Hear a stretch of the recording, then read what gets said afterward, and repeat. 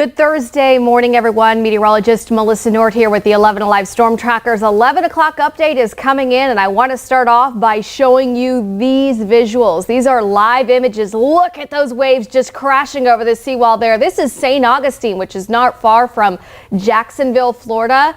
And you can see as we get closer to high tide this morning, the onshore wind, the storm surge pushing in now over the seawall, and we've got these mean waves crashing over the coast as Tropical Storm Ian is located very close to Cape Canaveral, so that's still about an hour and a half to 2 hours drive south of St. Augustine. But this is Ian moving off the coast, and it's going to make another landfall as we look at tomorrow along the South Carolina coastline. So it is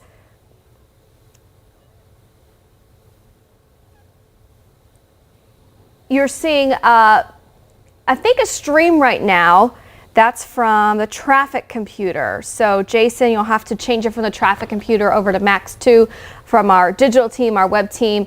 But I do want to show you them behind me so it's easier to see while we're waiting for that stream to come up properly. But we have the waves crashing over the coast in St. Augustine, Florida. And meanwhile, we're tracking Tropical Storm Ian, which made landfall yesterday as a high-end Category 4 hurricane. The winds were 150 miles per hour sustained, with gusts higher than that as it made landfall not far from Fort Myers. It was right along Costa Caya coast of Florida, and that was very close to Sanibel Island and Captiva Islands, about the same location where Charlie made landfall back in 2004. But meanwhile, this storm has cut across Florida.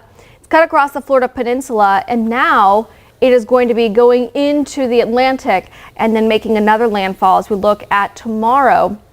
That's going to be on the Georgia, South Carolina coast. Behind me, I pulled up that camera from St. Augustine because it's just so impressive to see the waves crashing over the side there. And these cameras are our best visuals because, as you can see, there's nobody out there right now. It's not really safe for people to be out and about along the coast as Ian moves off the coast and pushes through the Atlantic. I mean, wow, these waves are just huge.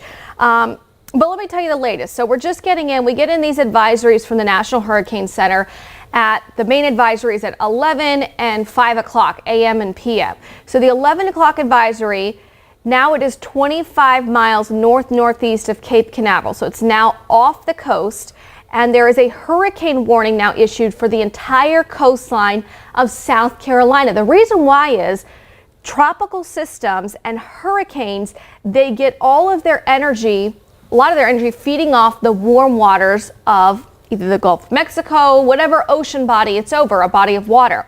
Well, this tropical storm is heading back over the Atlantic, and it could potentially reach that hurricane status again.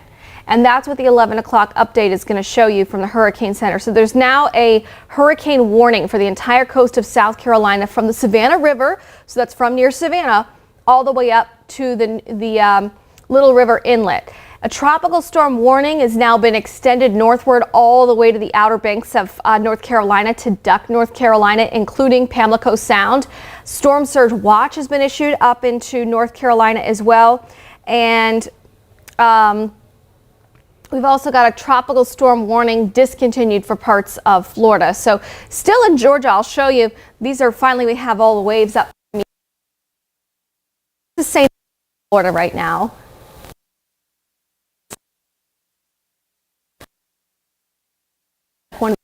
St. Augustine.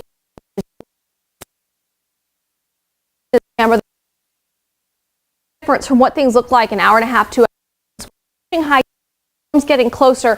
So all the storm surge is starting to push shore, and it's pushing over the sea. Now starting to inundate where people walk down. Man, that's just impressive. And I've got more cameras I can show you guys as well, but I want to get to the latest graphics wise and show you where Ian is. So this is a tropical storm now, winds of 70 miles per hour. Hurricanes are 74 miles per hour and above. So it will likely become a hurricane again before making landfall. But currently it's now just off the coast. I'll zoom in so you can see the center of it.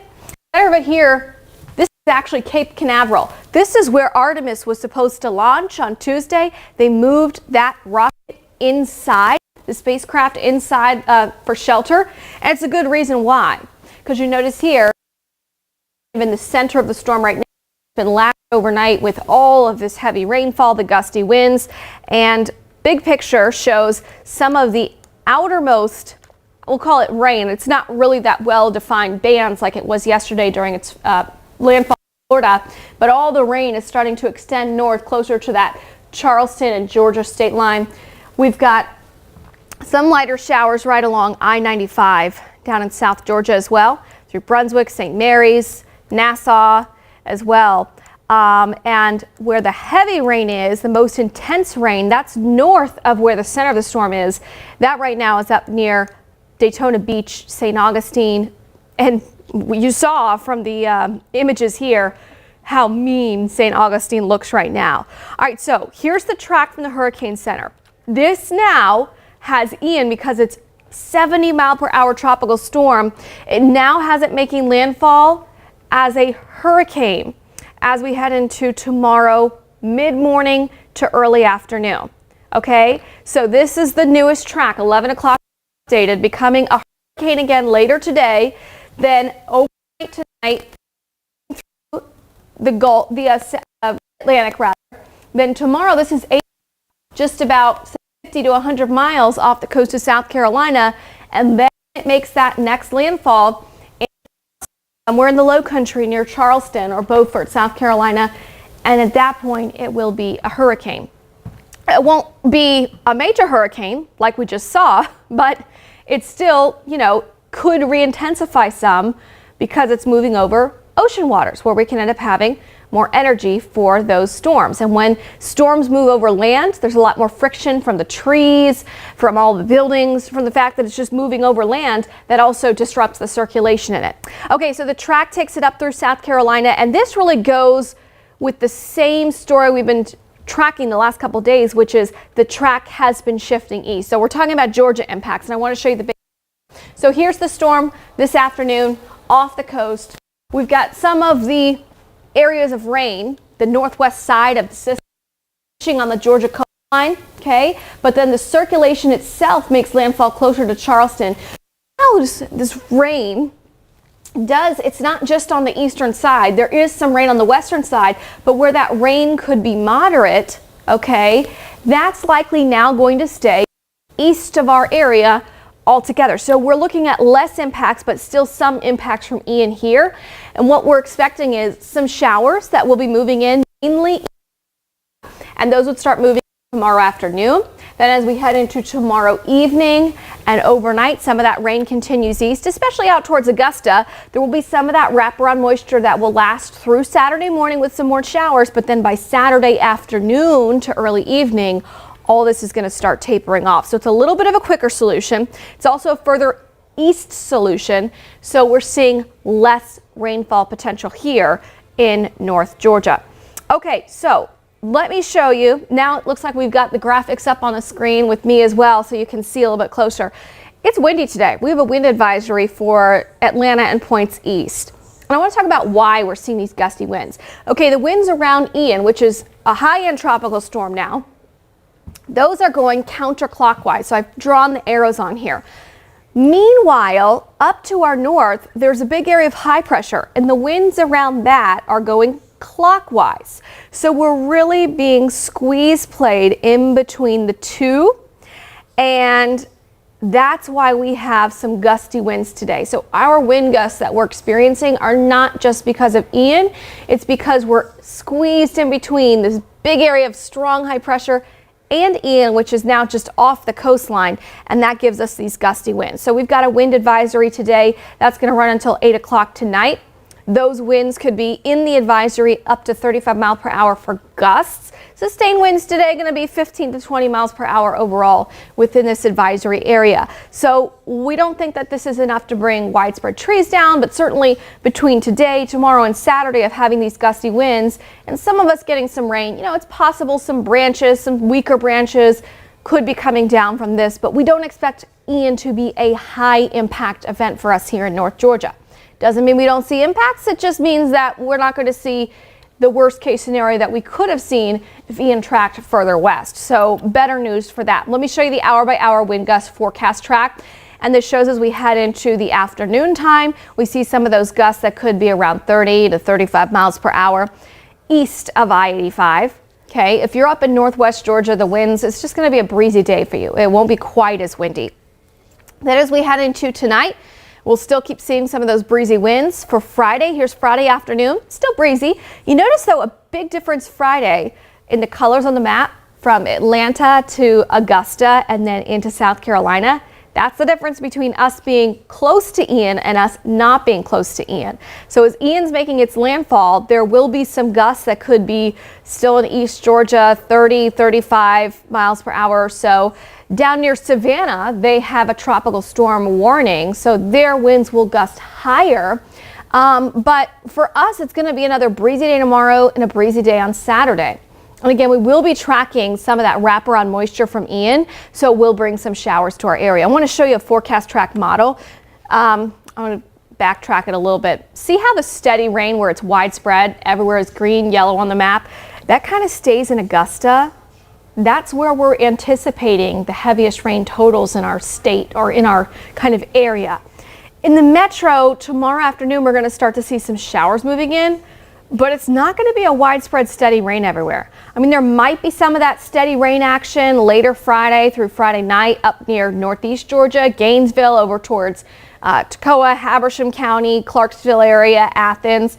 And then Saturday afternoon, just a few little showers in the morning to early afternoon, and then things really taper off. So, big picture, Ian is going to impact us slightly, but it's not going to be a huge deal for us here in North Georgia and the inner metro. And, you know, we have been talking the entire week about how little shifts in the models and changes in the track of the storm can be a huge difference for what we ultimately end up seeing here.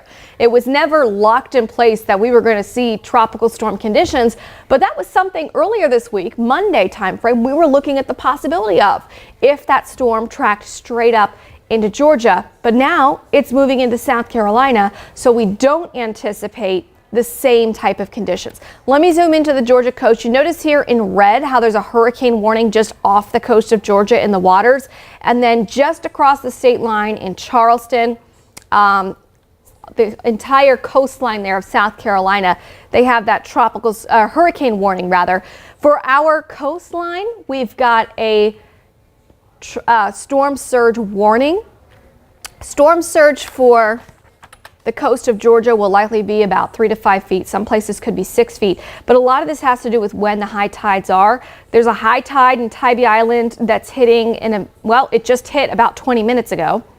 Then there's going to be another high tide just after 11 o'clock tonight. That's when they could see again some of that worst storm surge. And then by tomorrow morning, the next high tide's not until close to noon tomorrow. And at that point, I think the storm's already moving on shore. We'll have more of an offshore wind rather than onshore wind. So I don't think that we'll see the same storm surge potential tomorrow midday as what we're going to see this evening into early tonight. Let me show you, put it in perspective. We said 3 to 6 feet of storm surge. That's going into some of the homes that are right along Tybee Island's beachfront. But we don't expect the storm surge amounts to be anything like what they were in Southwest Florida. So you've seen images. I mean, the causeway to try to get to Sanibel Island, Captiva Island is totally ruined. They have to rebuild portions of it that were destroyed, and buildings were swept off their foundation down there because of how high the waters were and how strong the force of that storm surge was. We're not going to see quite that, but 6 feet of storm surge is still enough to go into your, one-story house and make it inhabitable. You got to go up into attic at that point. So the governor has issued, of course, a state of emergency, and they are monitoring all of those threats that are happening there on the coast of Georgia. All right, I'm going to leave you with this again. Again, Ian is now forecast to become a hurricane again. It's now back out over the waters of the Atlantic Ocean, and it could become a hurricane later on today again, make a landfall tomorrow, sometime near late morning to early afternoon. near Charleston, South Carolina. We know Charleston is very prone to flooding. Even on a sunny day, they can get tidal flooding there. So there will be significant flooding in Charleston. This is a live look again at St. Augustine, Florida. The wrath of Ian, which has already devastated parts of Florida, now has its eyes on the Georgia and South Carolina coastline as we head into tomorrow. We're going to have an update on 11 Alive News at noon, the latest on Ian, and not only what's ahead for the Georgia coast, but, you know, we're looking ahead to trying to reach family and loved ones in South Carolina, or rather in Southwest Florida, where cell service has been down. We'll have an update on that. And we're going to be looking ahead on the 2 o'clock today with our next update coming in from the Hurricane Center. Chief Meteorologist Chris Holcomb and myself will be in tracking what we know then with more model data about Georgia's impacts from Ian and where the worst of the next part of the storm is expected to head.